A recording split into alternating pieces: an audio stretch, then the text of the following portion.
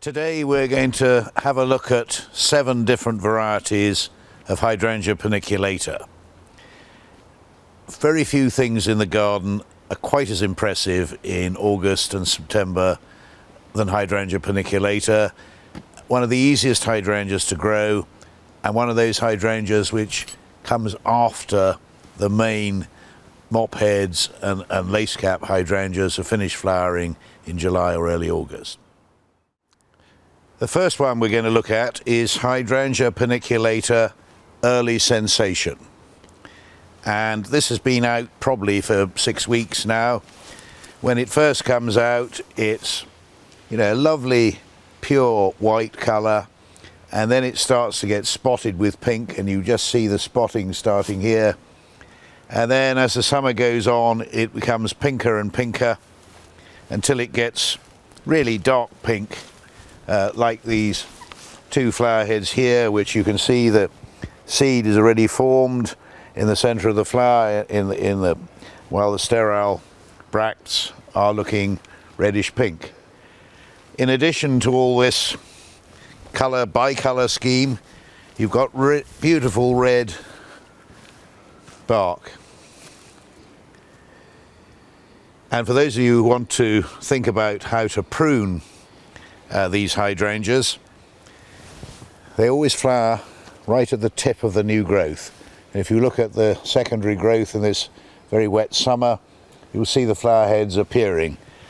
But this one here I got in my hand doesn't seem to actually have a flower head.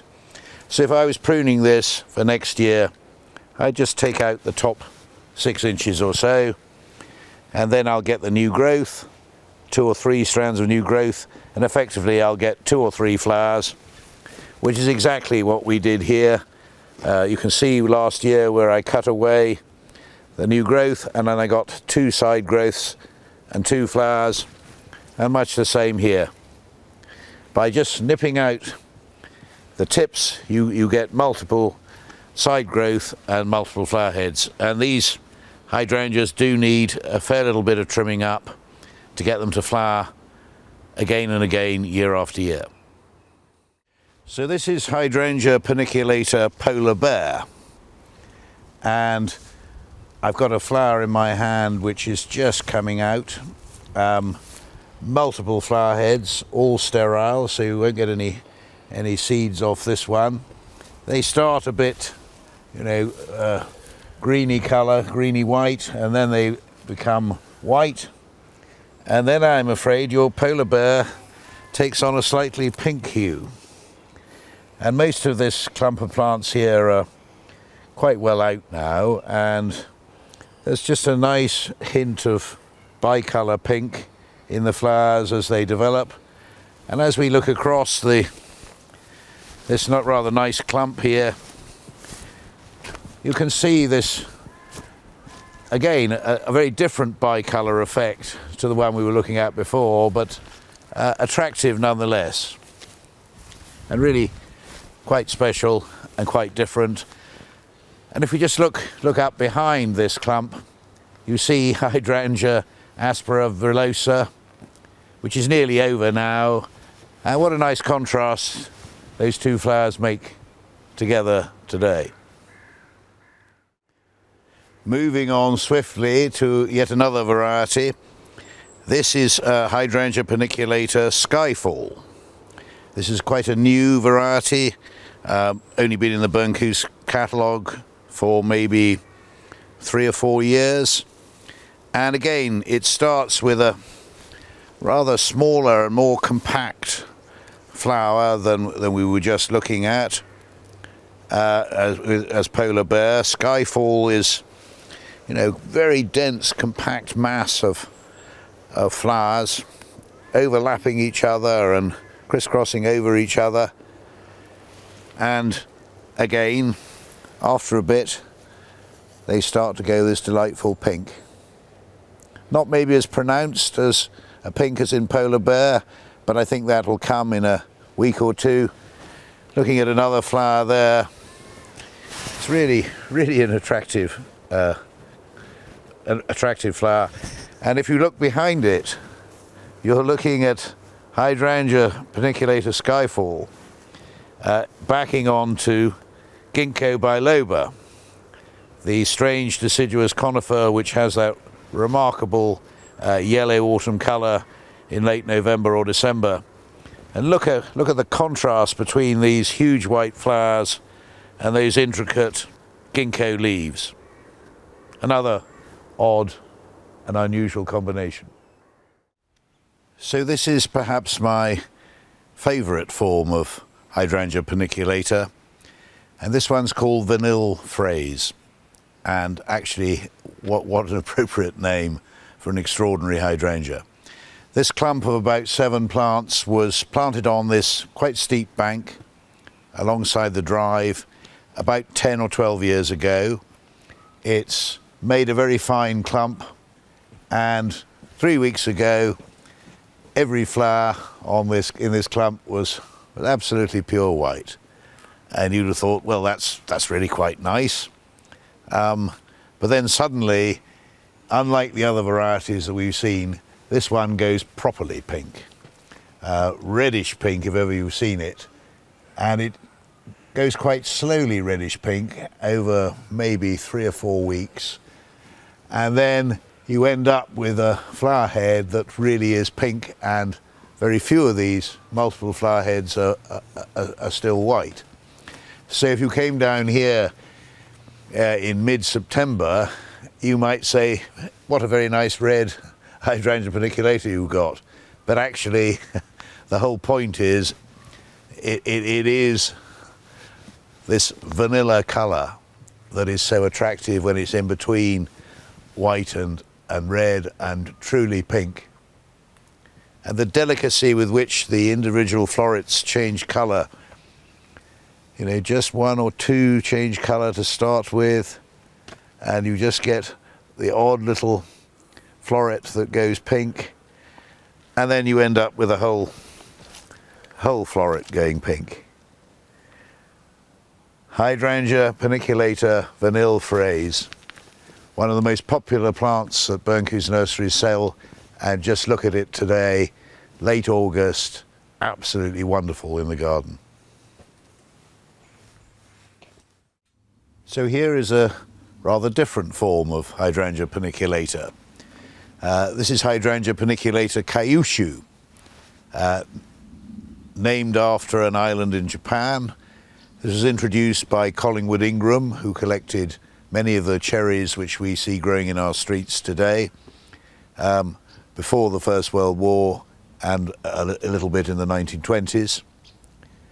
Hydrangea paniculata Kyushu has a long pointed ray flower with individual florets coming off it from the side, so it's not a huge mass of flower in the way that the other varieties are that we've looked at. And it's also out a little bit earlier in the year, and we don't see it going pink. But what an impressive mass of flower it is today on this bank. This was planted here 20 years ago. It's been out in flower now probably for 5 or 6 weeks, and it's still a good display. And although it won't go pink, it will go a nice shade of green, and there'll still be flowers here looking something like it until the leaves drop in late October, mid-November. An established, tall growing, but very good plant, well worth its place. And here we are just looking at a few tail end blue hydrangeas beside it. They've gone well past their best and are fading. But it's nice to see the two very different forms of hydrangea growing side by side and making a decent show in this rather bleak time in the garden. We talked about Hydrangea Vanille Fraise being pretty good, but if we go back further into time, and really the original Hydrangea paniculata, Hydrangea Grandiflora. This is a plant that's been growing in this country and again comes from Japan for well over 100 years. The clump we're looking at is 3 plants planted in 2004, so they're 20 years old. They've been cut back hard 2 or 3 times during that period. And when we look at the individual flower heads, you can see they're nowhere near as intricate as Skyfall or Polar Bear, but there's masses of them.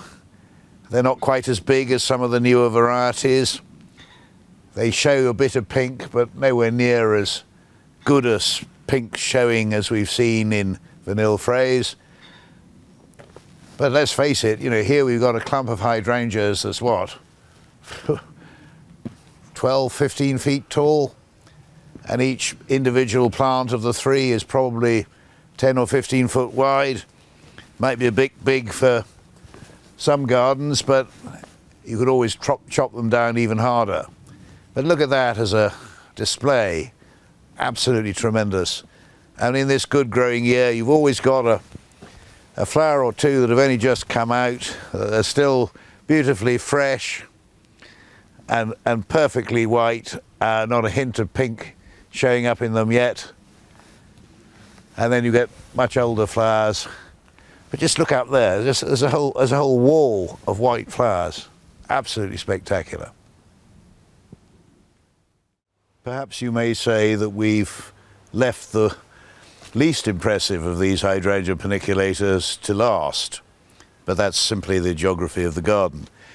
The last one we're looking at is Hydrangea paniculator Tardiva, and this one is coming on for being over. The individual ray flower heads or panicles of flowers have relatively few florets coming off them. It's nowhere near as big a panicle as we saw in Kyushu, but equally it's much smaller growing. This particular variety, Tardiva, received an award of merit from the RHS in 1966, so clearly they thought it was very good then. And if we just come a little bit further and have a look at another plant, the individual flowers are really small and quite delicate, and when you look at them closely, oh, again you see the seed heads forming there. But they're not as in your face as Grandiflora. They're rather more delicate and rather more prim. Again, these plants have been here at least 20 years, and actually they could do with a good chop down again now, which I think we'll give them. But it's a different sort of paniculator, but none the worse for that. There are many more different varieties of Hydrangea paniculator, but today the 7 we've looked at are fairly representative of the broad range of this wonderful hydrangea. Don't be afraid to try some. They are very good garden plants. Hydrangea arborescens, Annabelle, is one of the most popular things for a mixed border in a flower bed.